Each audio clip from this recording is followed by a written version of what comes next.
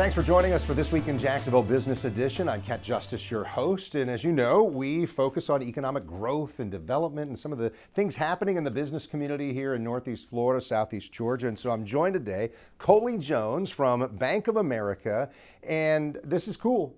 He said, hey, I'm one of the few. I'm like, I'm native. I'm from Jacksonville. So tell us a little bit about your role with Bank of America, and then we'll get into our topic today. Sure. Well, first, Kent, thank you so much for having me here today. As you mentioned, I'm a proud native of Jacksonville, Florida, and actually grew up just northwest of here, so excited to be here today. So my role at Bank of America is I get the pleasure of serving as our business banking market executive for North Florida, South Georgia, and the Space Coast. But I'm fortunate enough to be housed and headquartered here in Jacksonville, Florida. What does that role encompass? It sounds like dealing directly with businesses and their banking needs. Is that close? Oh, you're spot on, actually. Okay. It's a great job. So we focus really with businesses exclusively in providing a variety of needs, whether that's from capital, lending, treasury management, capital markets, you name it. If there's an opportunity where we can support a business, that's where we step in. All right. The reason that we wanted to get there and talk, we're toward the end of this month of August, but August is a month to focus on Black-owned businesses. And so let's talk specifically, what is the state of Black-owned businesses here in Northeast Florida and the region that you cover? Sure. Well, it's never too late. It's always a great time to have this topic. So for me, I think the state of the Black-owned business is really growing and it's beginning to really take root. So when you think about the full landscape of Black-owned businesses, it's been steadily growing. There's over 3.5 million Black-owned businesses here in the U.S. And if we think about it a little closer to home, here in our state, we're ranked number 2 in the U.S. Wow. amongst Black-owned businesses with over 250,000 Black-owned businesses with nearly 77,000 plus employees.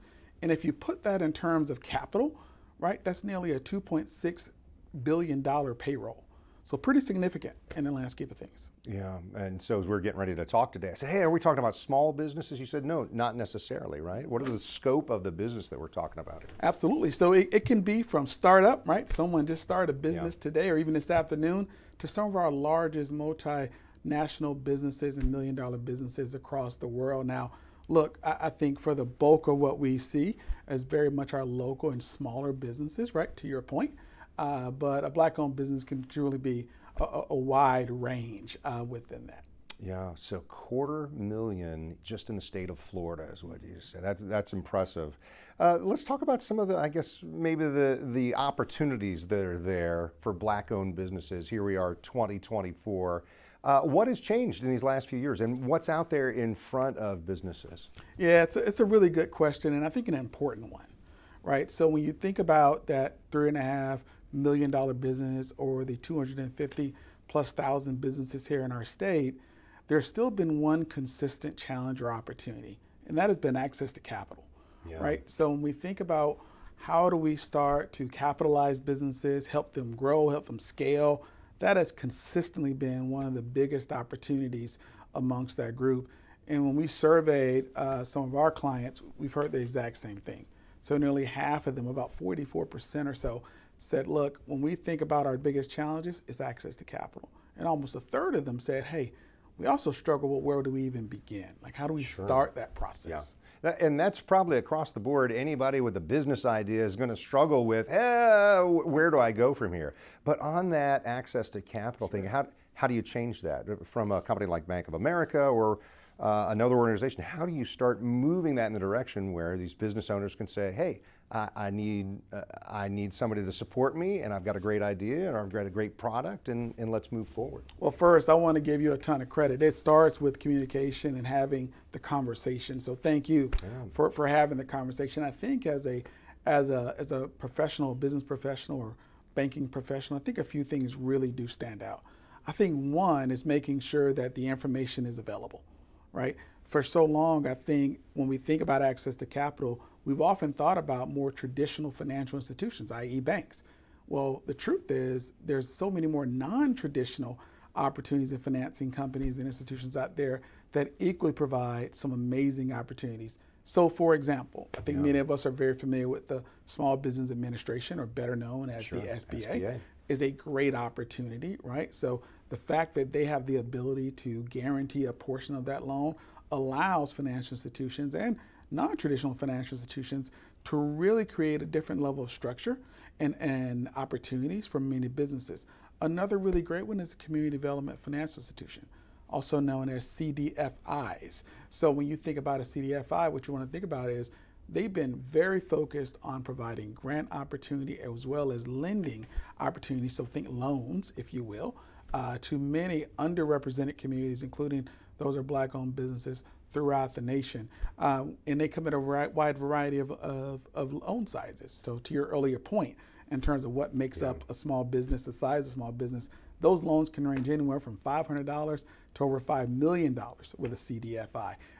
And we're fortunate to be one of the biggest partners of CDFIs across the United States. When you ask the question of what can we do at Bank of America, I think it's supporting organizations like that. So we provided nearly $1.6 billion in capital to over 250 CDFIs across the United States.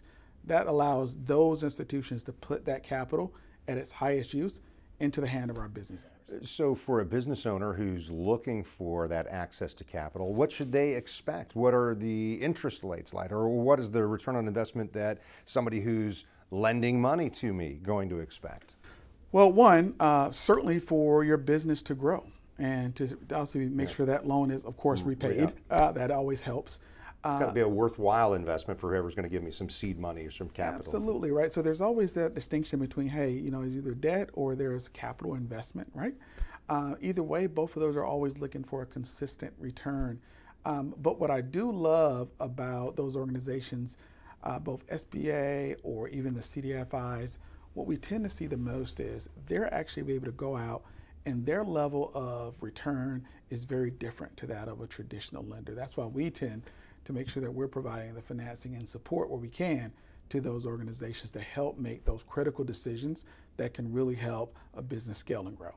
Yeah, what are some of the qualifications? What does a business owner have to be able to show in order to get that access to capital? Absolutely. Well, another great question. It ranges, right? The reality is many of those institutions, again, when you think traditional or CDFIs or other grant-making entities, they all have a variety of different qualifications. Some require either local registrations, right, to be a local business. Some require for you to have a certain amount of years of being in business as a whole. Some have other revenue or employee-based thresholds. But the key is, I think once you really look at kind of the needs and kind of what those organizations are looking to address, that's what really helps you kind of understand what those requirements will be. And to help with that, one of the things that we also published is a brochure, if you will, that allows you to actually go in, identify a variety of different lending opportunities to help you make those decisions a little bit easier. It's one of our directories that we created here specifically for minority and Black-owned business companies. Well, it's interesting because we were talking about how do you change the access to, and it's the education. That's another important part there for whatever level the business is, to know, hey, what are the proper next steps? What are the ways to do this efficiently or effectively in order to get in and get that access, right? Well said. No, well said. Identifying first, you know, what are you looking to achieve, and then connecting the dots with who can provide that to you is easiest the best route to go. Yeah, fairly broad question, I guess, but what's in it for Bank of America? What's in it for the bank to be able to say, hey, we want to connect you to an SBA loan, a grant here, we want to help you business? What's in it on the banking side? What's good for you? Well, I'll tell you, I think it's really consistent what's good for our entire community. Yeah. Right. So it helps our entire community grow, right? And that's the biggest part to it. You know, when we see businesses, whether Black-owned businesses, underrepresented communities, when we see those local businesses really grow and thrive, it helps us all. So again, I'm a native of Jacksonville and a very proud resident. And when I think about what's in it for us, it's simply doing the right thing. It's helping our local community get better. Are you encouraged by, are you excited by the changes that you're seeing, the investment that Bank of America or other companies are making in Black-owned businesses? Well, I'll tell you, I get encouraged by where we've grown, but I would tell you, Ken, I wouldn't be honest if I didn't tell you we still have a ways to go. Again, providing that access to capital, Black-owned businesses has been a trend that has been going on for some time now. And it's not brand new. It's not brand new, not brand new. But I am very much encouraged by the work that we're doing even locally. And look, not just Bank of America. I think about organizations such as LISC, headed up by Dr. Pedro Cohen, or the JSEP Fund, headed up by our mayor and Gregory Grant, or other great organizations here locally. They're all making the intentional and conscious decisions to help our local businesses. And I think that's where my encouragement really goes, is seeing how many people are now invested in solving for this critical need. Yeah, it's fun on our program here. We've had Gregory Grant on a couple of times to talk about what's happening there, J-Seb. And it's fun to talk to entrepreneurs, because when you've got that idea, and I think it'll be great, but I've got to take some steps, it's fun on the other end to see the success, isn't it? I'm sure from your vantage point, it's fun to see those businesses that B of A has come alongside. It's great to see them succeed. Absolutely. And again, not only is it great to see them succeed, it's great to see the partnership. As you mentioned, whether it's through the city, the Jacksonville Chamber is an amazing resource that are providing opportunities and access and really areas for businesses to connect. So when you see these businesses really grow, it really does make your heart feel great. Yeah. Well, there's some great things happening in Jacksonville, in our region, and Coley Jones from Bank of America, thanks for sharing some time with us today. Well, thank you. It was truly a pleasure. Thanks for watching on This Week in Jacksonville Business Edition, and listening wherever you get your podcasts. A reminder to subscribe or click like and follow us, and we'll see you next time.